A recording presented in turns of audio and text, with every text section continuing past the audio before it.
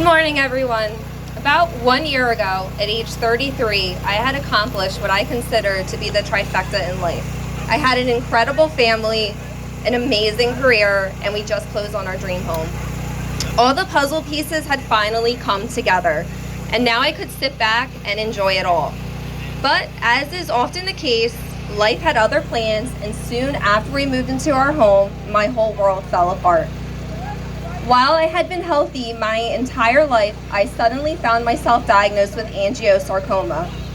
This form of cancer has only about 200 to 300 new cases across the U.S. a year, and it makes up about 1 to 2% of all soft tissue sarcomas. It was like I had won the wrong lottery. And the prognosis online appeared grim.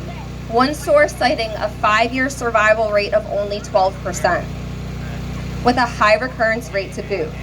In fact, one doctor told me that my chances of a recurrence are so high I could take my odds to Vegas.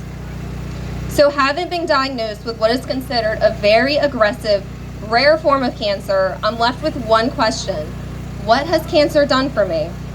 I'd be lying if I didn't say it made me face my fear of death head on at a much earlier age than I ever anticipated.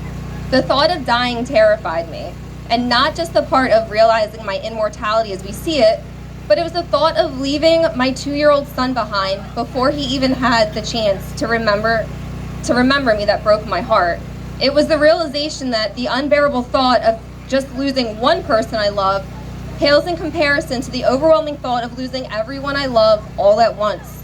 Not to mention the fact that at 33, it saddened me to think I never did anything truly great and wouldn't have any legacy to leave behind. But here's where the sadness and anguish end, because cancer really changed my life in some phenomenal ways. First, it gave me the ability to experience what my oncologist at MD Anderson in Houston largely considers a miracle. You see, my tumor was found due to a sudden sharp pain I felt in my left upper back that I thought was due to a small lump. It turns out from the shoulder MRI that the lump in my back was actually nothing. However, unexpectedly, an incidental mass was found against my chest wall. My oncologist said that if my mass was in any different location in my chest, or if my body size was any bit different, a breast mass would never have shown up on a shoulder MRI to begin with. And perhaps my 1.5 centimeter mass would never have been found at all until it reached a significantly larger size, as my subsequent workup with a mammogram and multiple ultrasounds all came back completely normal. They initially thought it was a false positive. So I have much to thank for that little lump in my back and that strange sudden pain that I never felt since.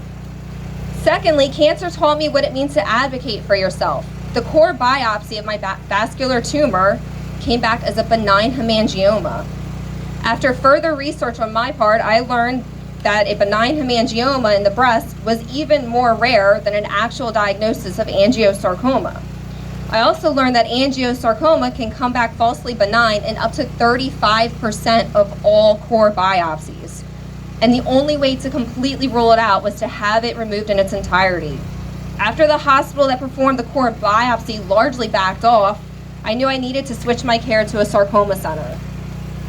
Cancer also taught me that a sense of control, as well as a sense of time, are both just an illusion. And for a control freak, this was actually a somewhat freeing feeling. I learned what the saying, "give it to God," means, and if I was giving it to God, I'd better have a better relationship with Him than I'd ever had in my life. So I found an incredible church, and I finally got baptized at age 33. Two things I've been pushing off for the past 15 plus years, figuring I had plenty of time to figure it all out. And this leads me to my most important lesson, the realization that people have so much love and goodness in them. Cancer survivors I just met welcomed me into their group and offered me another shoulder to cry on. Suddenly, I had more friends and support than I ever had in my entire life.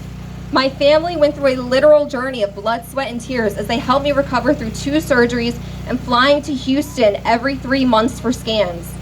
It didn't take me long to realize that caregivers truly deserve a trophy. And that leads me to all of you. I am in awe and amazement at how many of you out there have joined the race to cure sarcoma to help bring awareness, advocacy, and fundraising for an oftentimes what feels like forgotten, rare group of cancers. Not only am I thankful for each and every one of you, but I am thankful that the Sarcoma Foundation of America exists to give us all a voice and work towards our goal of better treatment options and a cure. Other warriors out there, including those we have lost, you inspire me. The strength and grace shown in the face of what are at times insurmountable odds amazes me. You taught me how to be strong and endure when I never thought the storm would pass. So thank you everyone for being here today, for showing all cancer warriors that in the face of despair and loss, goodness and love will prevail.